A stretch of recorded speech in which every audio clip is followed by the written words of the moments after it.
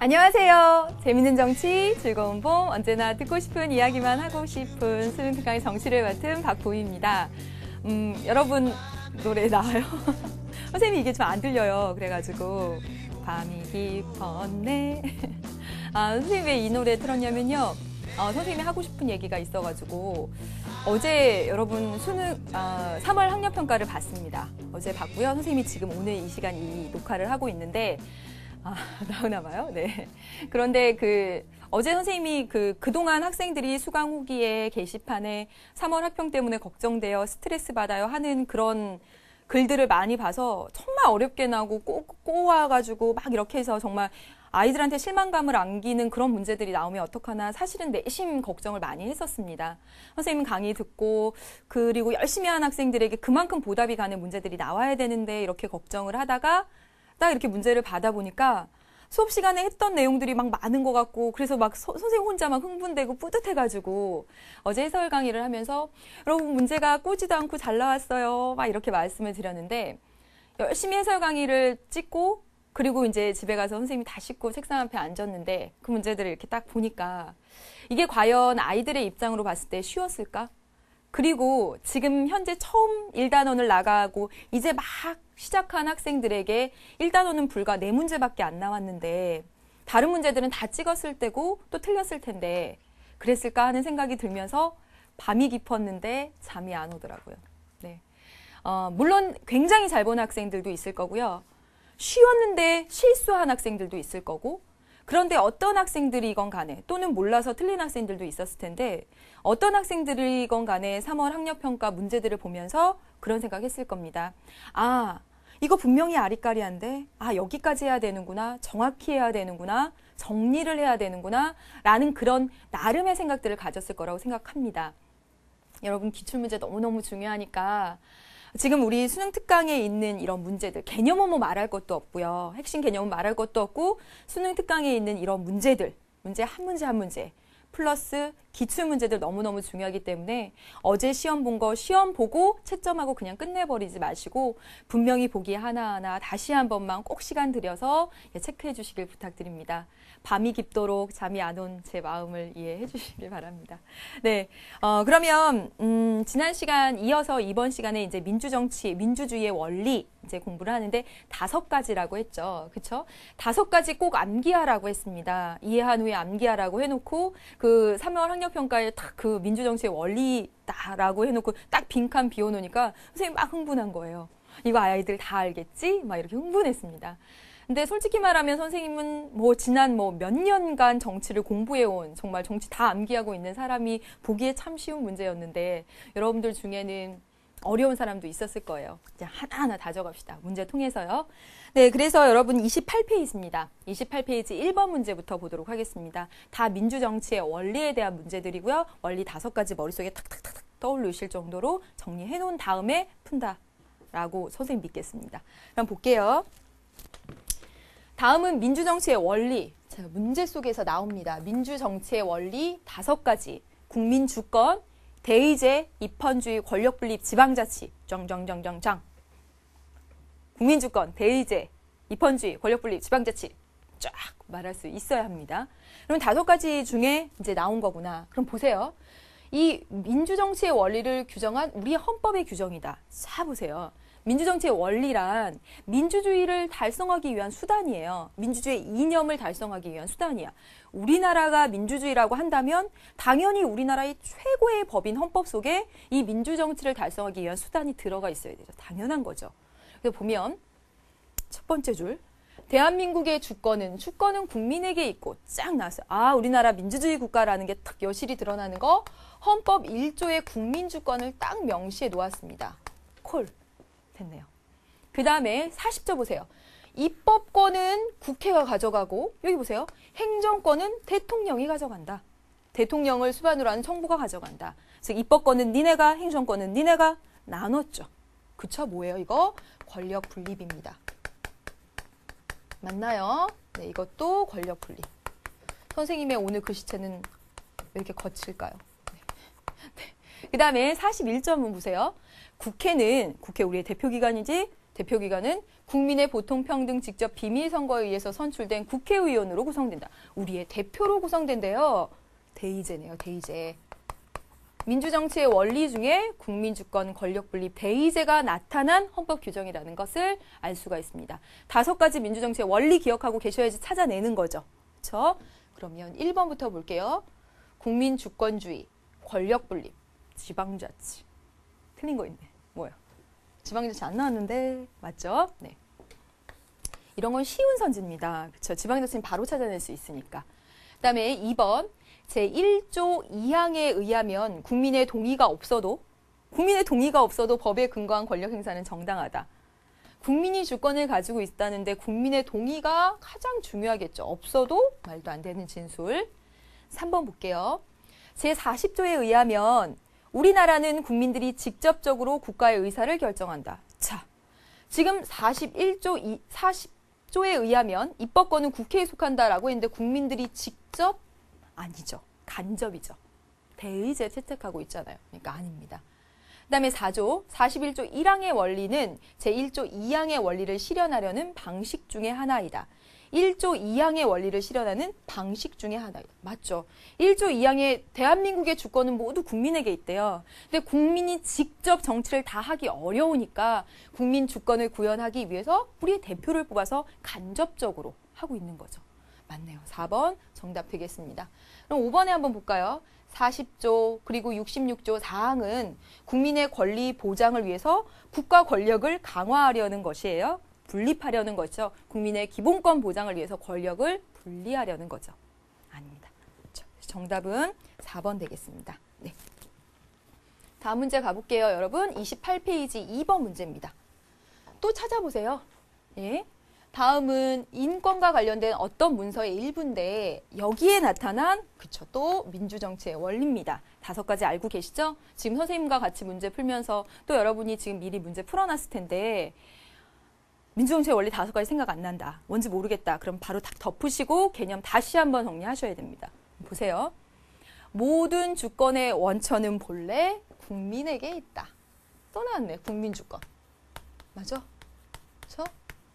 어떠한 집단, 어떠한 개인도 그로부터 명백히 유래되지 않은 권한을 행사할 수 없다. 국민이 주권을 가지고 있기 때문에 국민이 부여한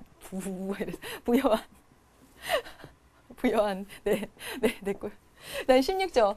권리의 보장이 확보되어 있지 않고 권력의 분립이 확정되지 않은 사회는 헌법을 가지고 있지 않은 것이다. 사람들의 기본권이 보장되어 있지 않고 권력이 분립되어 있지 않으면 그 사회는 헌법이 없는 것이나 마찬가지다. 즉, 기본권 보장한다는 내용이 써있고 권력 분립한다는 내용이 써있는 헌법을 세워야 한다. 뭐죠 이거? 입헌주의. 헌법을 세우시오. 이거 세울 입자. 네. 그래서 지금 여기 나타난 거 국민주권, 권력분립, 입헌주의 이렇게 되겠습니다. 여러분 찾으시면 되겠네요. 그렇죠? 대의제는 안 나왔네. 맞죠? 2번 문제까지 풀어봤습니다. 다음 볼게요. 가, 나에 대한 분석으로 옳은 것은 했습니다. 네, 볼까요? 가. 당신들은 이 가하고 나 지문은요. 기출에 엄청나게, 이 나 지문 기출에 엄청나게 많이 나왔고 가 지문도 기출 지문입니다, 여러분. 그러니까 가 지문은 좀 세세하게 분석을 해볼까요? 네. 당신들은 실제로 한 명의 의원을 선택합니다. 그러나 당신이 그를 선택하였을 때 그는 선거구의 의원이 아니라 의회의 구성원입니다. 자, 선생님이 이거 개념 강의 시간에 분명히 심화돼서 이야기를 했죠. 우리가 대표를 뽑으면 이 대표는 우리의 의견을 전달하는 대리자의 역할일 수도 있고 우리를 대표하는 진정한 대표일 수도 있다라고 했습니다. 이 대리자는 그냥 우리의 의견을 전달하러 가는 사람, 그냥 중간 매개체. 근데 이 대표는 상대적인 자율성을 가지고 있는 그에게 권한을 우리가 위임해서 맡겨서 그가 자율성을 행사할 수 있는 자율성이 더 있는. 그래서 대표가 대리일 뿐이냐 정말 대표냐를 가지고 시험 문제가 정말 많이 나오고 있습니다. 여기 나왔고요. 그리고 기출문제 통해서 또 한번 얘기를 하겠습니다. 자 보세요. 당신의 대표는 당신들에게 그가 지닌 성실성이 아니라 여기서 성실 말하는 건 뭘까? 대리자지. 성실하게 우리 의견 전달해. 성실하게 전달해라. 이렇게 전달해. 전달자. 예. 그래서 우리가 의원을 뽑으면 지금 여기서 말하는 건 대리자가 아니라 대표라는 얘기를 하려는 거예요. 다시 보세요. 당신이 그를 선택하였을 때 그는 한 선거구의 의원, 우리 지역의 의원이 아니라 전체 우리나라의 의회 구성원이다. 즉 우리만한 지역의 그냥 대표를 뽑은 게 아니라 전체 우리나라의 대표를 뽑은 것이다. 그래서 당신의 대표가 당신들에게 그냥 성실하게 해가지고 잘 이렇게 의견을 전달하는 전달자가 아니라 그의 판단으로, 그의 판단, 그가 판단할 수 있게 한다. 자율성. 그래서 그가 여러분들의 의견을 위해 그의 판단을 단념한다면, 그가 여러분들의 의사를 성실하게 전달하기 위해서 그가 가지고 있고 판단해야 되는 자율성을 포기한다면, 그렇다면 그는 당신에게 봉사하는 것이 아니라 당신을 배신하는 것입니다. 자, 보세요. 우리가 지금 뽑은 이 대표는 단순히 대리자로서가 아니라 진정한 자율성을 가진 공익을 위한 의회의 구성원으로서, 우리나라 전체의 대표로서 공익을 추구하는, 공익에 부합한 그런 판단을 내려야 한다라는 이야기입니다. 되셨죠? 네. 그 다음에 나와볼게요. 그래서 여기는 가 지문을 보면요. 결론적으로 대표자의 역할을 굉장히 중요하게 생각하고 있는 거죠. 우리가 뽑은 대표가 그의 자율적인 판단을 가지고 전체 나라를 위한 그런 결정을 해야지, 우리 선거구민의 의사를 그냥 대리하고 있고 전달하는 거면 우리를 배신하는 것이다. 이렇게 얘기했습니다. 대표의 역할을 아주 강조하고 있는 거죠. 근데 나에 보세요. 진짜 유명한 지문입니다. 그냥 이제 딱 나오면 알아야 돼요. 루소가 말한 거예요. 루소가 뭐라고 말했냐면, 주권이 양도될 수 없다는 것과 같은 이유로 주권을 누구한테도 넘길 수 없는 것과 마찬가지로, 국민이 주권을 가지고 있다면 누구한테 넘길 수 없는 것과 마찬가지로 대표될 수도 없다. 대표한테 대신시키다니, 이게 말이 됩니까? 이게 뭐죠? 직접 민주정치. 여기서는 대표의 역할이 없다라고 생각하는 거야. 여기 가에서는 대표의 역할을 강조한 것이고요. 그렇죠? 그럼요. 한 사람의 생각이 다른 사람의 마음을 거쳐서 나오는 경우에는 들어가는 것과 나오는 것이 항상 다르게 되기 때문에, 맞잖아요. 어떤 중간에 매개체가 있어서 그 매개체를 통해서 의견을 전달한다는 건 분명히 그 매개체 때문에, 대표 때문에 변질될 수 있다고 생각한다는 거예요. 그래서 어떤 형태의 대표이든 여론을 왜곡할 수밖에 없다. 직접 해야 된다라는 이야기가 됩니다. 되셨죠? 이제 문제 한번 풀어볼까요? 1번. 가는 대표가 유권자의 의사를 대리해야 된다고 생각하는 걸까요? 아니죠. 선거구의 의원이 아니라 의회의 구성원이라. 성실하게 전달하는 것이 아니라 그의 판단으로 자율성을 가지고 대표해야 된다라고 분명히 얘기했습니다. 아닙니다. 그 다음에 2번. 가는 대중이 자신에게 가장 유리한 이해관계를 알지 못한다는 가정을 전제로 한다. 어려운 문제였습니다. 2번 답이거든요. 지금 보면 가에서는요. 사람들 개개인의 그런 의견, 이런 것들을 전달하는 대표가 아니라 대표자 스스로 자율성을 가지고 판단하게 놔둬야 된다고 했어요. 다시 말하면 유권자 개개인들이 내 이해관계, 나에게 유리한 거 이런 거 다 알면 이거 전달해줘, 이거 전달해줘 계속 대표한테 막 그런 압력을 넣을 거 아니에요. 그렇죠? 그래서 가에서는 어떻게 생각하냐면 일반 유권자들은, 일반 대중들은 자신에게 유리한 이해관계를 잘 모르기 때문에 대표가 의회의 구성원으로서 그의 판단으로 하라고 말하고 있습니다. 그러니까 2번을 전제로 한 것이죠. 되셨습니까? 안 되면 또 물어보세요. 3번 보겠습니다. 나는 대중의 정치 참여보다는 엘리트에 의한 정치 말하는 거 가가 가깝죠, 더. 그렇죠? 그다음에 4번.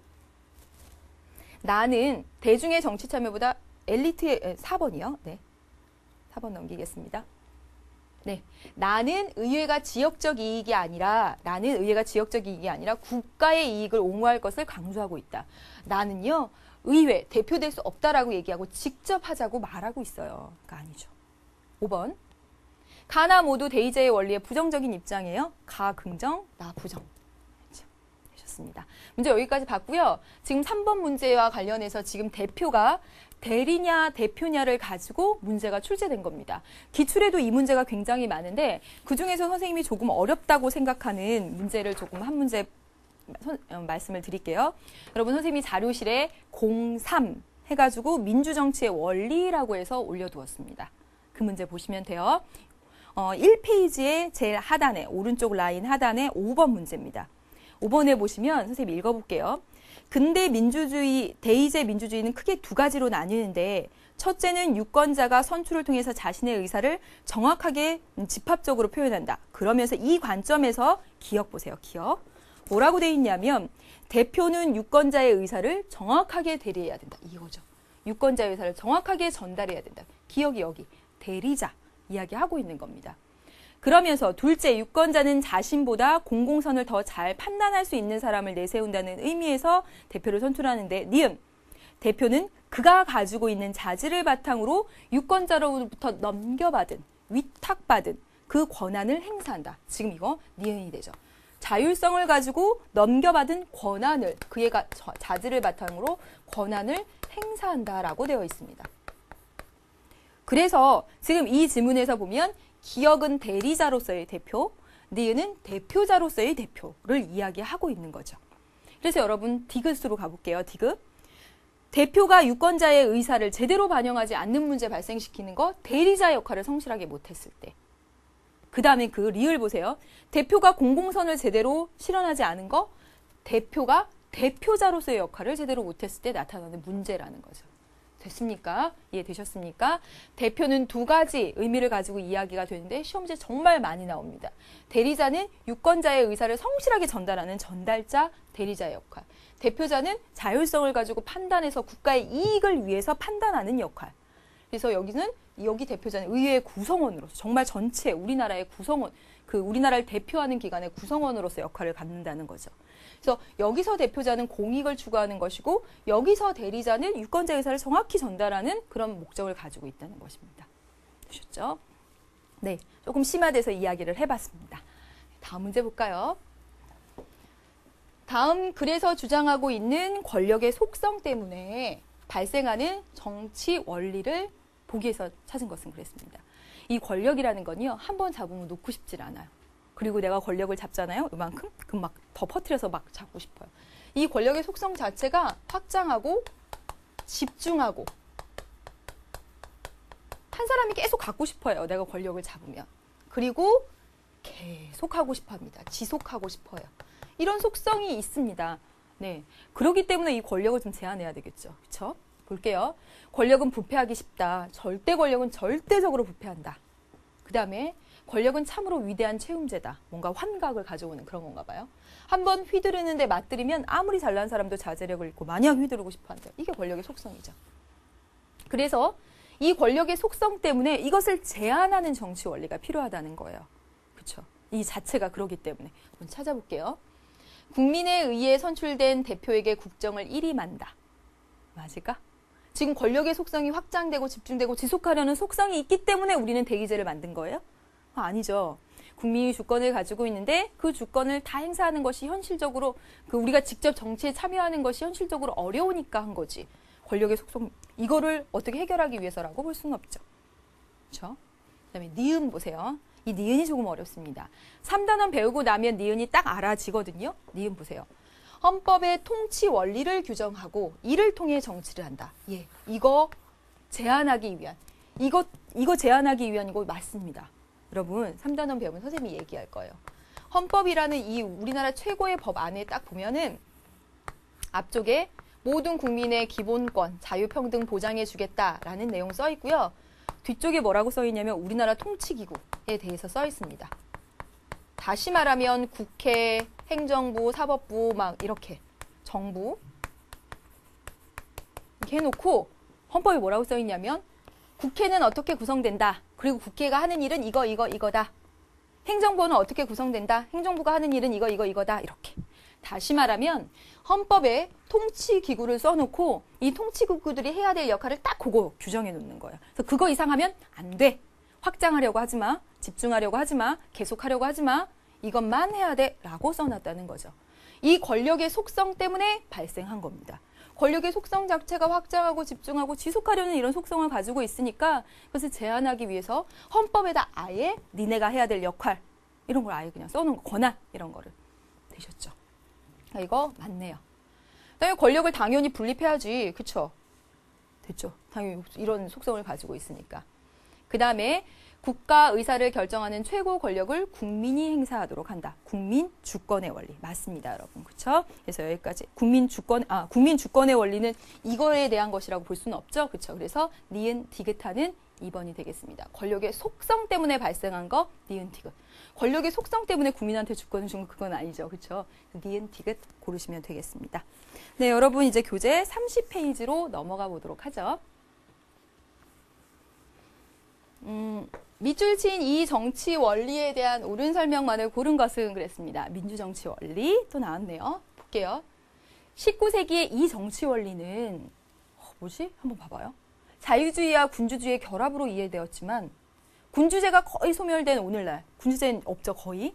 소멸난 오늘날 민주국가에서는 다소의 다른 의견은 있지만 대체로 자유민주주의와 같은 말로 생각한대요.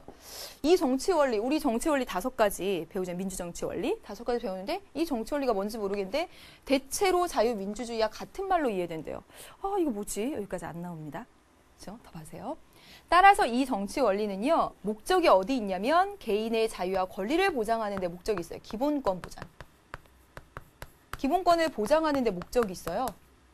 하기 위해서 통치 권력을 제한하고 합리화하려던 근대 시민혁명의 전개 과정에서 나타난 이거네. 성문 헌법의 제정 요구에 따라 헌법을 제정해달라고 요구한 거에 따라 헌법을 세워주세요 하는 그렇죠. 이 정치 원리 입헌주의라는 것을 알 수가 있습니다. 선생님이 근대 입헌주의에 대해서 이야기한 적이 있습니다. 시민혁명 통해서 시민들이 자유롭게 해주세요, 평등하게 해주세요 막 주장했죠. 그래서 시민혁명을 일으켰고 성공했습니다. 근데 이 시민들은 생각한 거야. 저 사람들이 또 뺏어갈지 모르는데 우리의 기본적인 권리 이런 거 지켜야 되는데 아예 법에다 써달라고 하자. 헌법을 세워달라고 하자라고 이야기한 겁니다. 그래서 이 헌법, 근대 입헌주의 헌법 안에는요. 국민의 기본권을 보장해주자라는 내용 들어가고요. 네, 국민이 주인이야 국민 주권 들어가고요. 국민이 주인이고 권력을 나눠 권력 분립 들어갑니다. 그렇죠? 네, 그래서 근대 입헌주의 헌법의 내용들이에요. 그럼 볼게요. 네, 이 내용들 들어가 있으면 돼요. 네, 다시 돌려주세요. 네, 기억, 권력의 수직적 분립을 필수 요건으로 삼는다. 여러분, 선생님이 많이 얘기하죠. 수직적 권력 분립 뭐예요?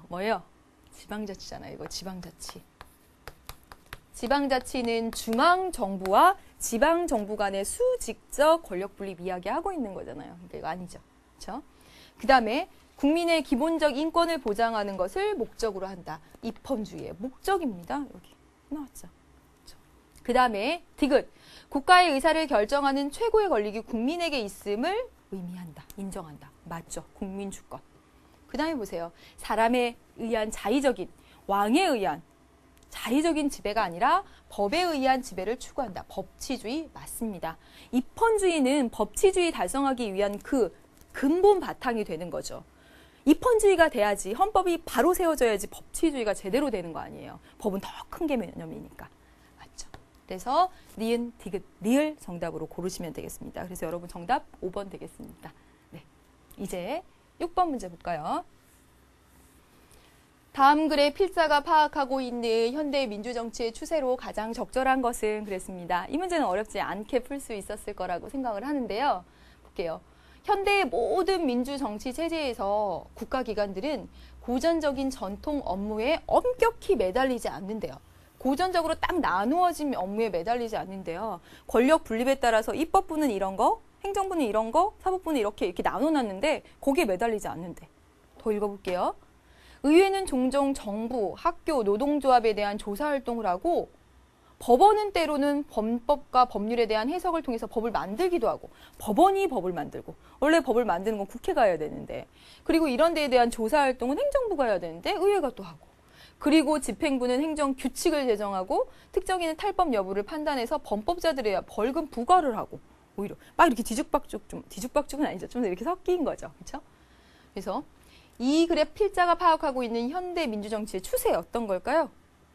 바로 고르실 수 있죠, 이거는. 행정부의 권한이 강화된다, 사법부의 독립이 약화된다, 대의제의 원리가 강화된다, 국가 권력이 하나로 뭉쳐지고 있다. 5번, 권력 분립의 원리가 탄력적으로 운영되고 있다. 5번이 답이 되죠. 그렇죠?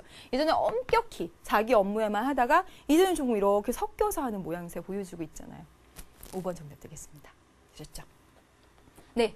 여러분 3단원 민주정치의 원리하는 이제 마지막 페이지 문제입니다. 그래서 여러분 31페이지 7번하고 8번 문제 한번 보도록 할게요. 자, 여러분 보세요. 다음 글에서 도출할 수 있는 그쵸 또 민주정치의 원리입니다. 5가지 머릿속에 떠오르시고 해볼게요. 세습되었든 자신이 지명하든지 간에 또는 혹은 선출되었든 한 명이든 소수이든 아니면 다수로 구성되었든지 간에 동일한 기구에다가 입법, 행정, 사법의 모든 권한을 집중시켜서는 안 된다. 보죠 이거? 아주 쉽죠, 그렇죠? 뭡니까? 권력 분립해라. 권력 분립에 대한 문제가 되겠습니다. 그러면 이 글에서 도출할 수 있는 민주정치의 원리, 권력을 분립하자라는 얘기가 되죠. 이 권력 분립의 원리 왜 나왔는지 한번 떠올려 보세요. 1번부터 국가 권력에 대한 신뢰, 믿음의 산물이다. 권력을 믿었어요. 권력은 잘 우리를 위해서 잘 해줄 거야 라고 믿었기 때문에 나눴을까? 불신의 산물이죠. 권력을 잡으면 선생님 방금 전 문제에서도 얘기했지만 권력의 속성이라는 게 지속하고 확장하고 집중하고 싶어하는 그 속성을 가지고 있기 때문에 권력을 못 믿었던 거예요. 못 믿었기 때문에 나온 거죠. 이게 나눠놔야 되겠다 안 되겠다. 1번 신뢰의 산물 틀렸네요. 그래서 옳지 않은 것 1번 바로 나왔습니다. 그렇죠? 그럼 볼게요. 2번 입헌주의 정치 원리를 실현하기 위한 요소다. 입헌주의의 여러분 목적이 뭐라 그랬습니까? 선생님이 그 기본 강의에서 수특 개념 정리할 때 이 입헌주의의 목적도 기본권 보장. 권력을 분립한 그 이유도 기본권 보장. 따라서 권력 분립이 되어 있지 않고서는 입헌주의가 된다라고 말할 수도 없는 거예요. 권력이 한 사람한테 다 집중된 상태에서 그 나라의 헌법이 제대로 세워져 있다고 말할 수 없다라는 거죠. 되셨죠? 그 다음에 국민의 자유와 권리 보장을 위한 그렇죠. 자유와 권리 보장 이게 바로 기본권 맞네요. 그 다음에 4번 수평적 권력 분립을 통해 그쵸. 이게 입법, 행정, 사법 수평적으로 대등하게 견제와 균형, 수평적 권력 분립. 방금 전에 봤죠. 수직적 권력 분립은 위아래 지방자치. 되셨죠? 그다음에 국가 권력의 절대성을 부정하는 그렇죠. 부정하고 있습니다. 정답 1번 되겠습니다. 네. 이제 마지막 문제입니다. 여기 페이지에. 다음의 법률 조항과 관련된 진술로 옳은 것을 있는 대로 고르는 것은 했습니다. 네. 보세요. 이 법은 지방자치단체의 종류와 조직, 운영에 관한 사항을 정하고 즉 국가와 지방자치단체의 사이, 국가와 지방자치단체 사이의 관계를 정하는 그런 법이다. 이 법. 네. 그래서 지금 22조, 24조에 보세요. 지방자치단체는 법의 범위 안에서 그 사무에 관해서 조례를 제정할 수 있고 그 다음에 조례와 규칙의 입법한 게 보세요. 시, 군, 구, 자치구의 조례와 규칙은 시도의 조례와 규칙을 위반해서는 안 된다라고 했습니다. 다시 말하면 여기 보세요. 이게 나중에 배우게 될 텐데 기초자치단체고 여기가 광역자치단체예요. 다시 말하면 여러분 저기 보세요. 서울시 여기가 강남구거든요. 예. 여기 서울시가 더 크죠? 이게 광역입니다. 광역. 그럼 여기는 서울시를 구성하는 하나지? 이게 기초네요. 그렇죠? 그래서 다시 말해서 기초자치단체에서 정한 조례나 규칙은 위의 상위 기관, 여기 서울시에서 정한 거에 어긋나서는 안 된다라는 이야기입니다. 되셨죠? 이게 마지막 3번째에 대한 설명입니다. 그러면 지금 이 문제는 지방자치에 대해서 하고 있구나라는 것을 알 수가 있어요. 선생님이 분명히 이야기했습니다. 지방자치라고 하면 지방에서 스스로 그 지역의 일을 보는 것을 지방자치라고 하죠. 근데 이 지방은요, 2가지 있다고 했어요. 뭐냐면 이 지방의 의미를 2가지로 생각하라고 했다고요. 뭐냐면 하나는 지방자치단체. 예. 또 하나는 이 지방할 때 이 지방을 지역주민. 자, 보세요. 지방자치할 때 지방이 스스로 통치한다라고 할 때 이 지방을 지방자치단체가 스스로 통치하는 것, 국가 권력으로부터 자율성을 가진 지방 강남구, 송파구, 서울시 이렇게 그 지역의 지방자치단체가 스스로 통치하는 것이라고 개념 정의를 할 수도 있지만 또 하나는 그 지역 주민이 스스로 하는 것 이렇게 말할 수도 있다는 거예요. 다시 말하면 지방의 의미를 두 가지로 봤기 때문에 지방자치를 크게 두 가지로 말할 수 있다는 거죠. 단체가 하기 때문에 이것을 단체자치로서의 의미를 가지고 있고 지역 주민이 스스로 하기 때문에 그쵸? 주민자치의 의미를 가지고 있다라는 얘기입니다. 이해되셨죠? 그쵸? 그래서 단체자치는요. 지방 중앙정부, 저기 중앙정부로부터 간섭을 안 받고 우리 자율적으로 할래, 우리한테 권력을 줘. 그래서 이거 분권의 원리를 실현한다 그래요. 분권의 원리 실현. 분권. 중앙정부가 다 모든 권력을 가지고 있는 게 아니라 지방자치단체한테 권한을 나눠서 이렇게 분권의 원리. 근데 이건 뭐냐면 주민들이, 사람들이 스스로 한다고 해서 이건 자치의 원리를 실현한다라고 이야기를 합니다. 되셨죠? 네, 그럼 보세요. 지방자치라고 얘기할 때 이 지방자치는 두 가지 단체자치와 주민자치로 나눠서 이야기할 수 있다. 의미를 두 가지로 가질 수 있다. 이 지방을 어떻게 규정하느냐에 따라. 근데 우리나라는 이 지방자치를 의미할 때 이 단체자치로 보는 성격이 강해요. 자, 보세요. 우리나라 법이 그렇게 해놨습니다. 여기 보세요. 여기 보세요. 이 지방자치에 대한 법인데 이 법에 보니까 제1조에 딱 나와 있어요. 1조에 뭐라고 나와 있어? 국가와 지방자치단체 사이의 기본적 관계를 정한다라고 나와 있습니다. 그래서 지방자치단체의 어떤 권한을 위임해서 지방자치단체가 스스로 그 지역의 일을 보는 단체자치로서의 의미를 더 크게 가지고 있다는 것을 법조항을 통해서 알 수가 있어요. 되셨죠? 네.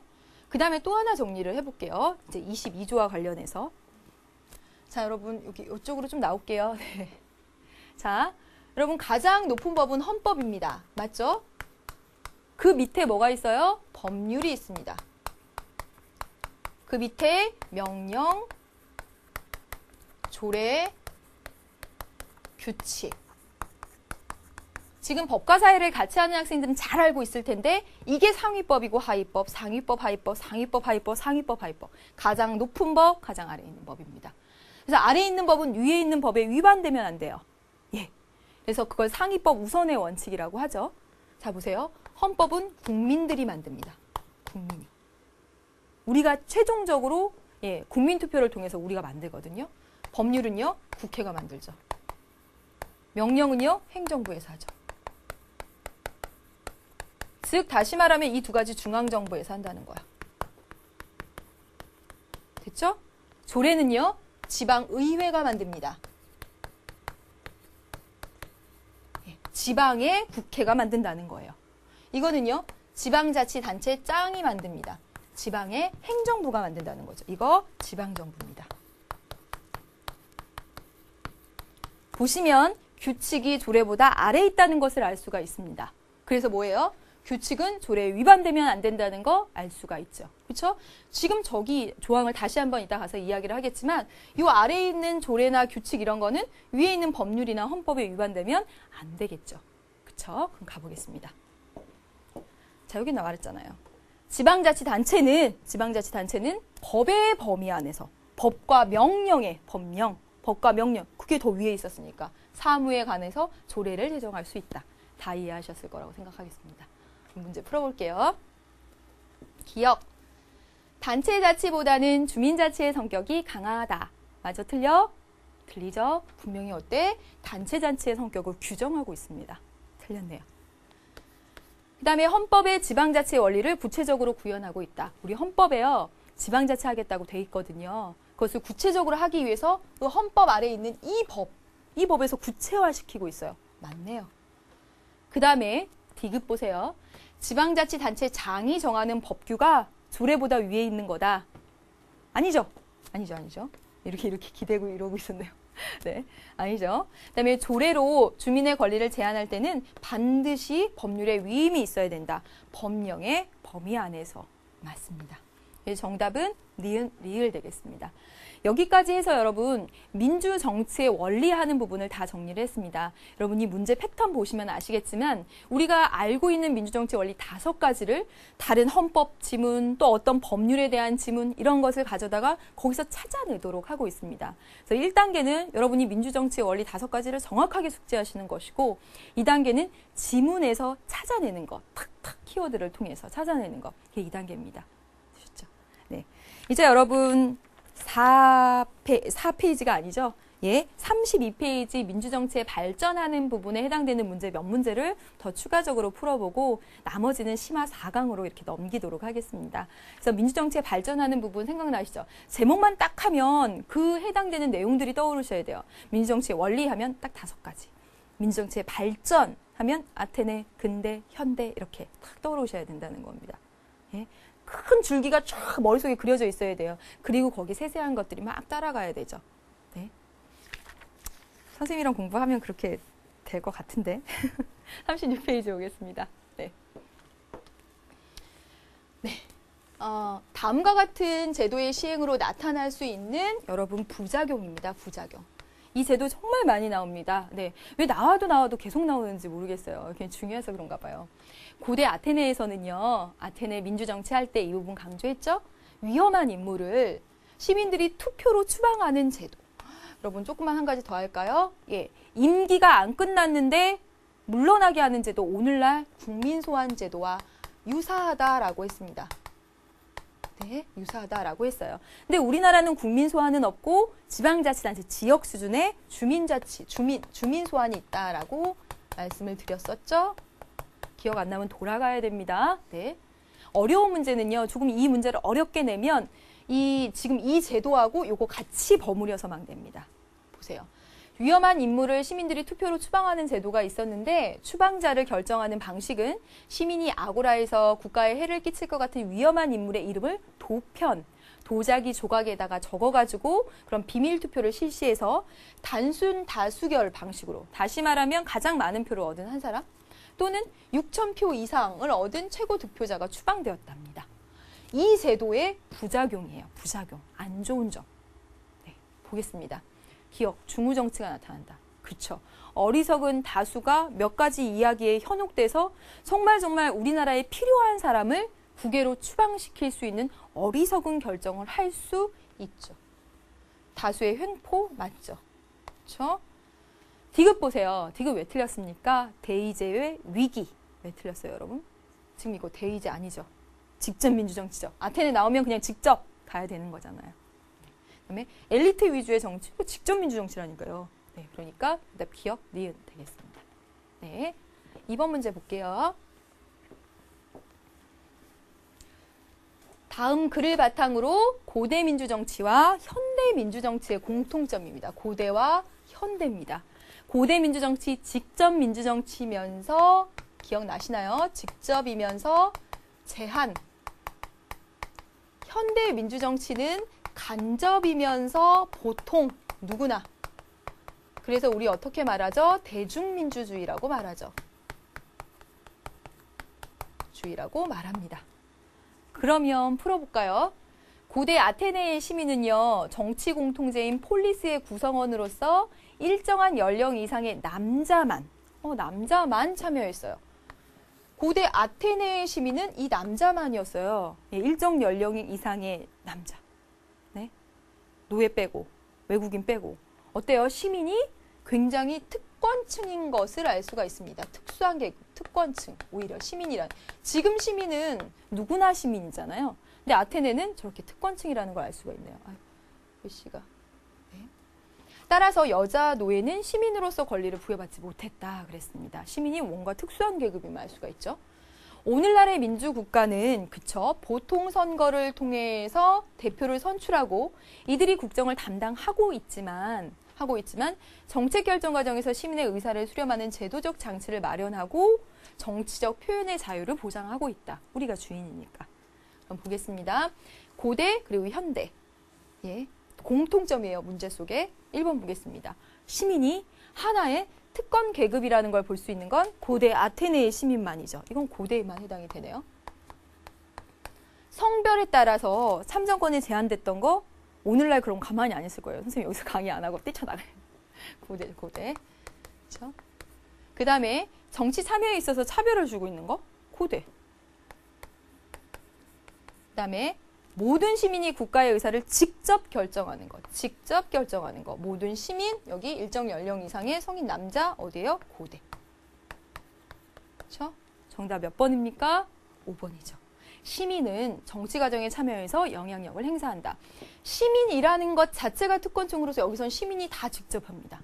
그리고 여기 오늘날에도 이 시민들이 대표에게 맡기고 있지만 직접 표현할 수 있는 것, 그다음에 정책 결정 과정에서 영향력을 행사할 수 있는 제도적 장치가 있다라고 했습니다. 정답 5번 되겠습니다. 네, 두 문제만 더 풀어볼게요, 여러분. 교재 몇 37페이지네요. 3, 4번 문제까지 요거까지 풀어보도록 하겠습니다. 네. 다음 나는 민주정치 과정에서 발표된 문서다 그랬습니다. 그래서 선생님이 본 강의 시간에 이 사실 소개를 했어요. 기억나세요, 여러분? 네, 시민혁명할 때 근대 민주정치 과정에서 읽어볼게요.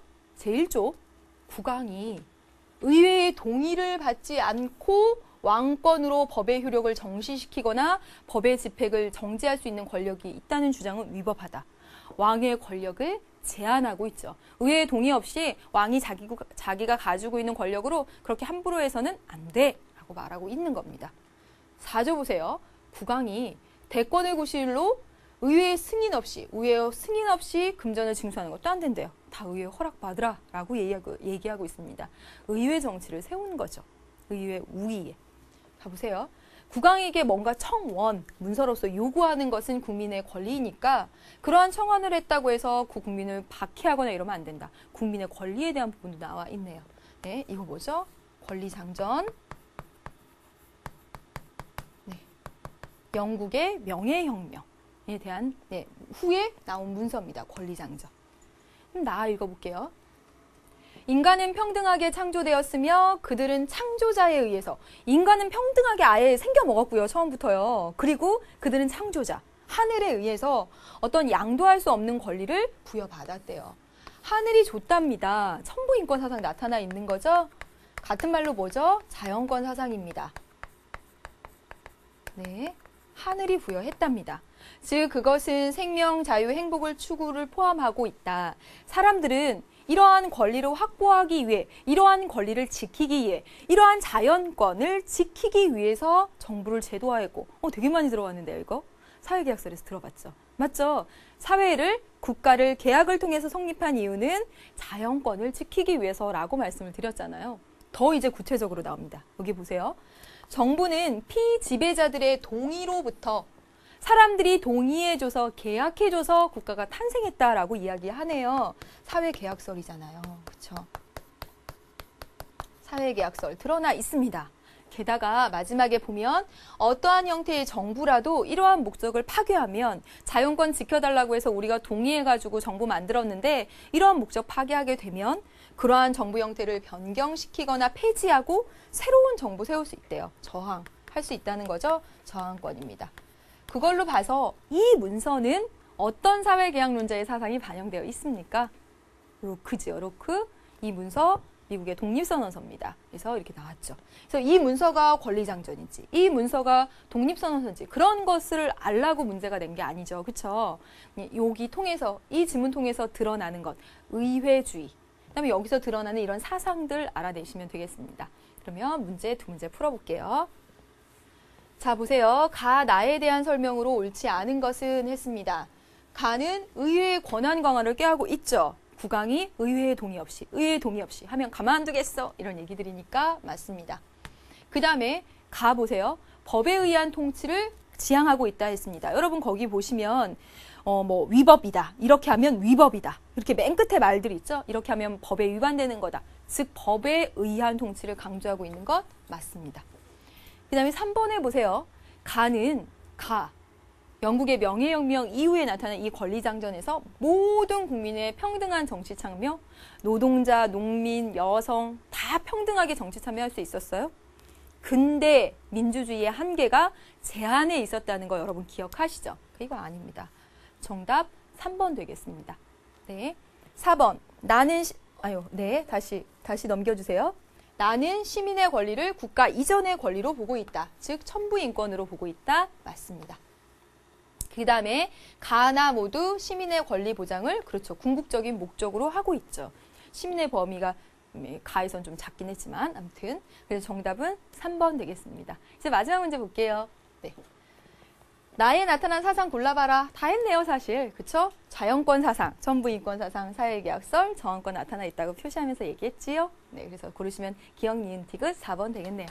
네, 여기까지 해서 여러분 문제 다 풀어봤습니다. 네, 어떠신가요?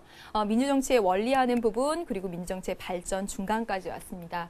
여러분 공부하신 거 크게 생각해서 큰 줄기 생각하시고 문제 풀면서 그거 탁탁 꺼내서 문제 푼다고 생각하실 정도로 꼼꼼하게, 세심하게, 꾸준히 자세히 이렇게 공부하시길 부탁드릴게요.